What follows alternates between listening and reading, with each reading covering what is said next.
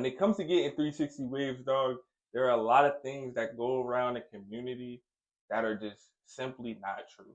So in this video, we're just gonna be debunking some of the biggest 360 wave myths that go around. The first one being that you have to have a certain type of texture to get 360 waves. Waves are just laid down curls. So as long as your hair can curl or you have curly hair, you can get waves.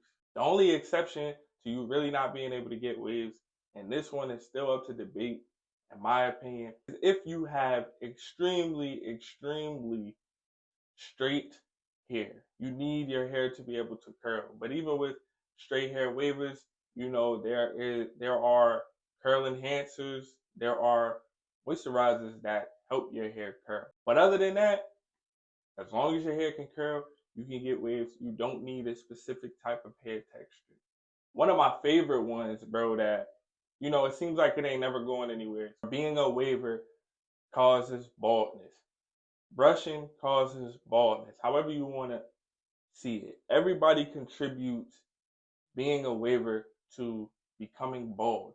And that one couldn't be far from the truth. I think that a lot of people get it confused because it's more so bad hair habits or bad waving habits can contribute to, hair loss, thinning, and stuff like that. But just simply saying that, practicing being a healthy waver is just gonna cause baldness, it's not true. If you are experiencing baldness, it is most likely genetics. Not knowing how to use a hard brush, overbrushing dry hair, there are things that can contribute to hair loss and thinning. And there's another one where a lot of beginners believe that, when they see the crown, that it is a bald spot. That is your crown. And when your hair is laid down, your crown is going to be more exposed. It's healthy brushing, regular brushing does not cause baldness. And I'm a testament to that. I've been waving, been doing this thing for years. Still have a nice full head of hair, still have a strong hairline. So, you know what I'm saying? It's just not true. More brushing equals better waves.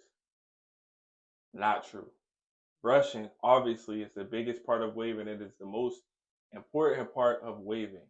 But just because you are brushing more, it doesn't mean you're going to have better waves. You have to start brushing correctly. You have to have the right brushing technique. Just because you're brushing more, it doesn't mean you're going to have better waves, because you could still be brushing wrong, or you could be prioritizing one side more than the other. That's why you may be experiencing, my right side is this, but my left side is, or my waves ain't coming in the back. And again, that's all comes down to techniques and your brushing habits. You have to brush correctly with the right technique if you want your waves to continuously improve and get better. Brushing more alone is not going to do the job. I always got to talk about this one no matter what type of waving video it is, and it is that you need 20 products. You don't need no products, really, bro. You don't need no products to see a wave form. The brushing is going to do that. The brushing is going to get your waves in.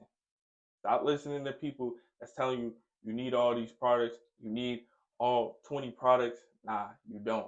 If you get any products, get you a moisturizer and an oil. That's it for starters. 2 products, not 20. Needing all those products to get waves is absolutely not true, and you need to stop wasting your money on all these products that you don't even really know how to use or know what they do.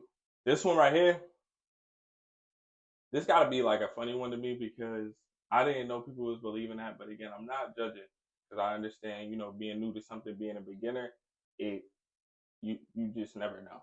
But a do-rag gives you waves. That is not true. The do-rag is what saves your progress. So no matter if you're putting products in your hair, no matter if you're doesn't matter what you're doing. If you're not brushing, you're not gonna see waves. So if you putting on that do-rag and you're just putting it on and you think like something is happening. I don't know if people do get that confused like that, but I did get a couple comments about that, just thinking like, yo, the do rag don't seem like it's doing nothing. The do rag is just compression. It's to save your progress. So after you brush, you want to throw the rag on, save your progress, compress. It lays down those curls for you.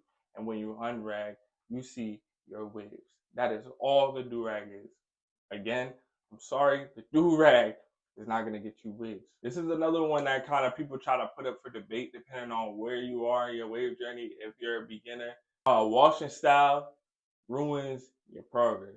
Now, when you're a beginner and your pattern is really not trained, a lot of beginners are usually scared to wash their hair, especially if they see it like waving up or they see it doing something because they feel like it's gonna like mess it up.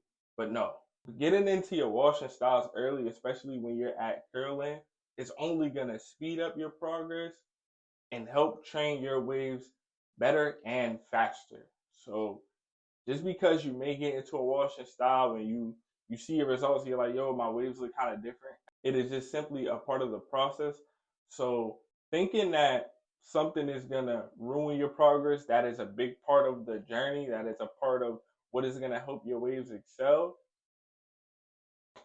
it's just not true. Even for beginners, even if you don't have, a set pattern, do your washing styles, man. Get comfortable, get better with it, learn it, understand it, and you're good. Longer wolves mean elite waves. Now, wolfing is a big topic in the 360 wave community, but I always say this. If you're a beginner and you want to dive into doing like a 6-month wolf or anything crazy like that, do not think that is going to magically get you elite waves. There is no skipping phases. Like waves are a phase by phase thing. What people get confused about wolfing is they don't understand that there is an art to wolfing and how wolfing helps or what even wolfing does. So just diving into doing a long wolf thinking that you're gonna have elite waves when you get a cut because people are telling you wolf, wolf, wolf, wolf. I just sound like a dog. That was kind of crazy. It's just simply not true, man. Ease into wolfing. Small wolves when you start waving and go from there. Because if you've never had a single wave on your head or any type of pattern at all, going into a long wolf is going to do nothing but discourage you, slow your progress down, and not benefit you. It's going to hurt you more than benefit you because wolfing is something that you have to learn. It's something that you have to understand before you even get into it. Hearing certain things, I understand it can be scary, it can discourage you. And if you're new, you don't know what to listen to or what to believe, but there you have it. If there are any more that I missed or that I didn't touch on, you can let me know down below in the comments. But for the ones that we covered today, now you know what is true and what is not. All right? Stop listening to bad information. If you got any value out of this video, always be sure to like, share, and subscribe, and I'm going to catch y'all in the next one.